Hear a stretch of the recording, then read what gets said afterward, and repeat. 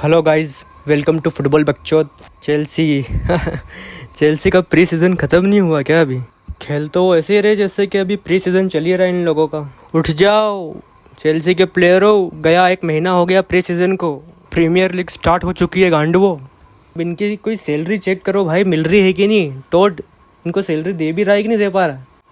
ऐसा लग रहा है मार के लाए इनको खिलाने के लिए। भैंचोद ना कोई इंटेंसिटी दिखा रहे ये लोग, ना कोई स्पार्क है। मिडफील्ड तो भैंचोद मरा हुआ है, डेड है डेड। इनके पॉइंट्स टेबल पर ये 8th पोजीशन पे है अभी, मैच डे 5 के बाद 8th position.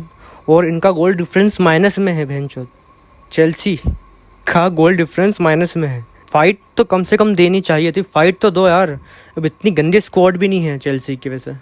On the paper one of the best team in the Europe है चेल्सी। और इस मैच में थोड़ा सिस्टम भी चेंज किया था टुकल ने।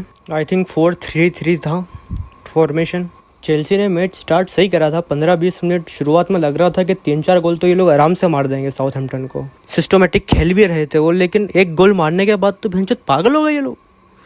मैच ही पूरा मैच छोड़ दिया उन लोगों ने यार, के बस हमने एक गोल मार दिया, हमारा एक गोल 100 गोल के बराबर है भाई।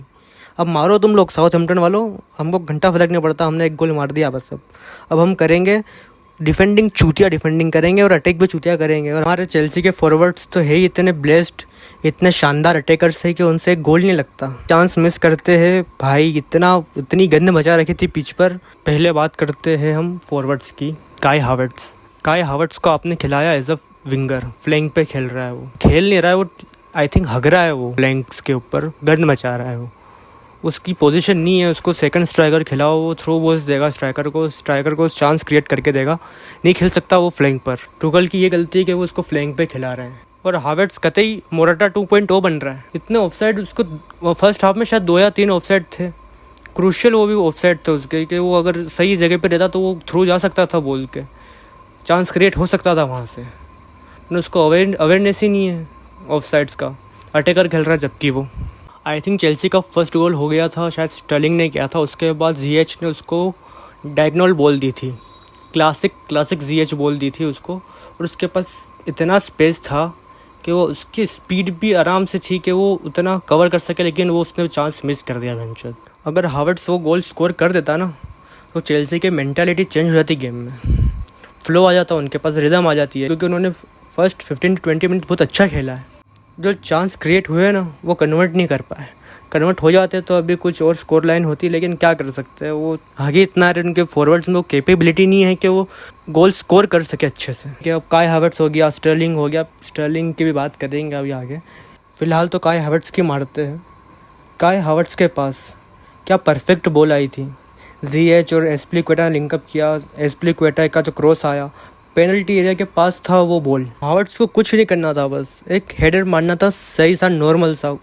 वो भी घंटा उससे वो नहीं हुआ। एक संडे लीग का स्ट्राइकर उससे अच्छा हेड मार सकता था उस टाइम पर। कर दो ना, बेंच कर दो काई हावर्ट्स को, ब्रोजा को खिला लो उसकी जगह। हावर्ट्स की गांड मार ली थी साउथहैम्पटन के डिफेंडर्स ने। दो थे ना वो, जो सालिसू और कोशेप, क्या नाम था उसका यार। उसके बाद जो ब्रोजा आया है सब्स्टिट्यूशन के बाद, भाई वो दे रहा था उनको टक्कर, उन डिफेंडर्स को, उनको अनकंफर्टेबल कर रहा था बॉल पर वो।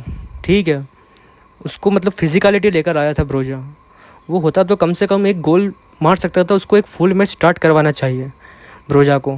भाई डिफेंस में वाकई में साउथहैम्पटन का डिफेंस बहुत शानदार खेला था, लेकिन वो कच्चा चबा गए भैंचोद काई हावर्ट्स को। अभी ओबामेयांग आएगा, अब देखो ओबामेयांग आता है कि नहीं आता।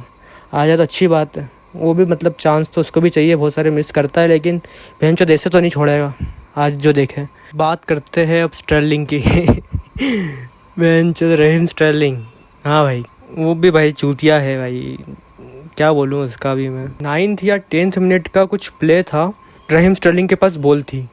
अब mason mount between the 2 defenders अच्छे स्पेस बनाई, वो रन मार रहे हैं उनके बिहाइंड डिफेंडर्स के, और वो सोच रहा है बहुत ओवर थिंक करता स्टर्लिंग यार। एक सीधी सी थ्रू बॉल थी, वो बस पास करना था और माउंट निकल जाता।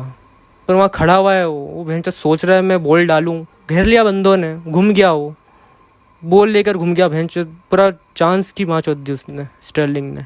ये तो एक गोल वहाँ मिल जाता था, चांस बहुत शानदार क्रिएट हो जाता है उधर। स्टर्लिंग का लिंकअप प्ले बहुत अच्छा है, 1-2 बहुत अच्छे करता है, वो चांसेस क्रिएट करता है, लेकिन वो भेंचोद बॉक्स में जब आता है ना फाइनल थर्ड में, भेंचोद वो ब्लैंक हो जाता है, उसका पूरा दिमाग कोरा कागज हो जाता है भेंचोद कि अब क्या करूँ मैं। उसके डिसीजन मेकिंग उसको थोड़ी इसकी सही करनी पड़ेगी भाई, बहुत ज़्यादा ख़राब है। फिर एक चांस वैसा बना था, हाफ लाइन से बॉल मिली थी, लॉफ्टस चीक आया, उसने रिलीज़ किया स्टर्लिंग को। अब उसके पास भाई इतना स्पेस, उसके पास स्पेस है, उसके पास स्पीड भी है, दोनों है उसके पास, लेकिन फिर वही बात, ओवर थिंक, इतना चीज़ कॉम्प्लिकेट करता है ना वो, जिसकी कोई हद नहीं। लेकर गया बॉल, लेकर गया वो भेंचोद, सोच रहा है वहाँ से क्या, कौन था, शायद माउंट था वो कि काय हावर्ट्स था, दो में से कोई एक था, शायद काय हावर्ट्स होगा, वो काय हावर्ट्स था। वो भेंचोद ओपन खड़ा हुआ है, वो लोंडे को सिर्फ बॉल चाहिए, उससे भी पता है कि भेंचोद ये पास नहीं कर पाएगा, उसको खुद को कॉन्फिडेंस है हावर्ट्स को कि ये चूतिया मेरे पास बॉल नहीं देगा, बॉल नहीं दे पाया। वो पूरे काउंटर की माँ चोद के रख दी उसने भी, स्टर्लिंग ने।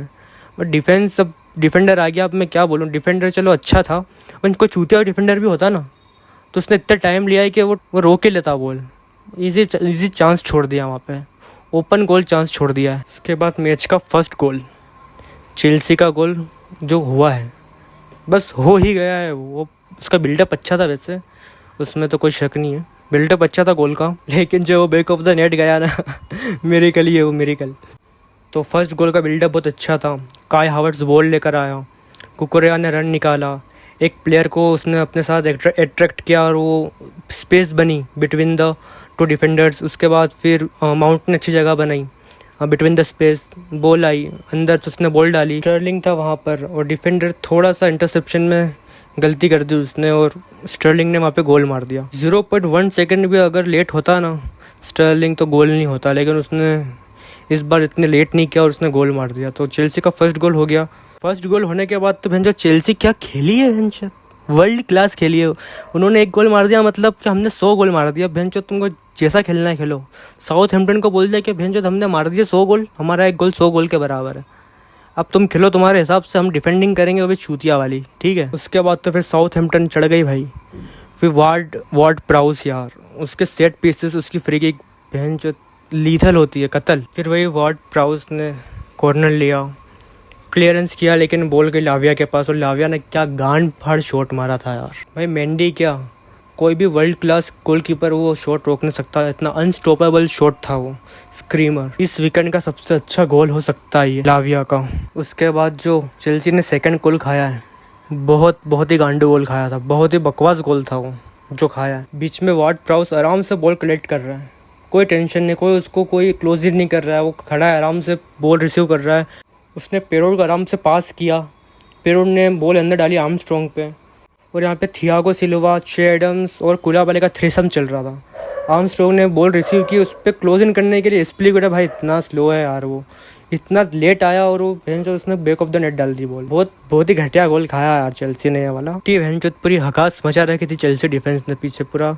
साउथहैम्पटन अगर उसका स्कोर लाइन हो सकती थी 3-4 गोल्स। जो 2 गोल लाइन सेव थे, एक कुकुरेया का था, एक थियागो सिल्वा का था, बहुत शानदार से। कुलाबाली तो भाई क्या घटिया खेला यार कुलाबाली।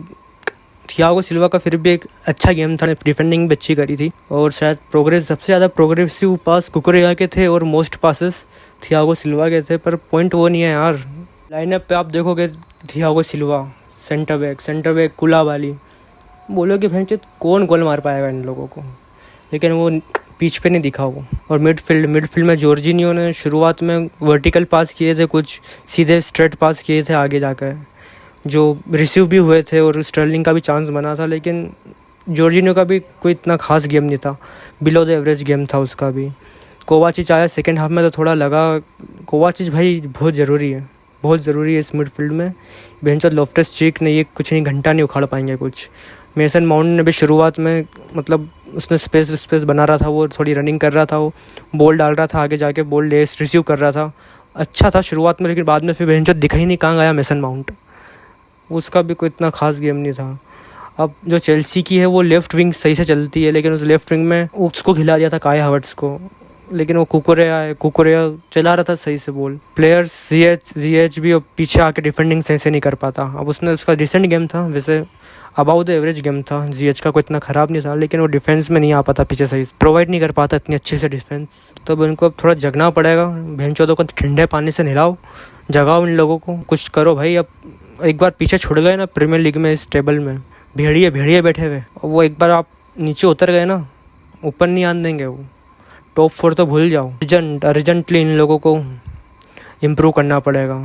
अब इनका मिडफील्ड देखो क्या होता है, मिडफील्ड तो कचरा है भैंचोद। और देखते हैं, अभी तो पूरा लीग बची है, पर मुझे लगता है इनको एक मिडफील्ड तो साइन करना पड़ेगा। अब वर्नर भैंचोद 4 गोल मार रहा है, 3 गोल मार रहा है वो चेल्सी छोड़ने के बाद। चेल्सी की भी क्या प्रॉब्लम है कुछ समझ नहीं आती। भैंचोद प्लेयर क्लब छोड़ते और अच्छा परफॉर्मेंस करते हैं। नाउ वी विल सी कि अब क्या होता है चेल्सी के साथ।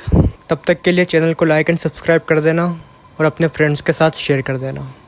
Take care.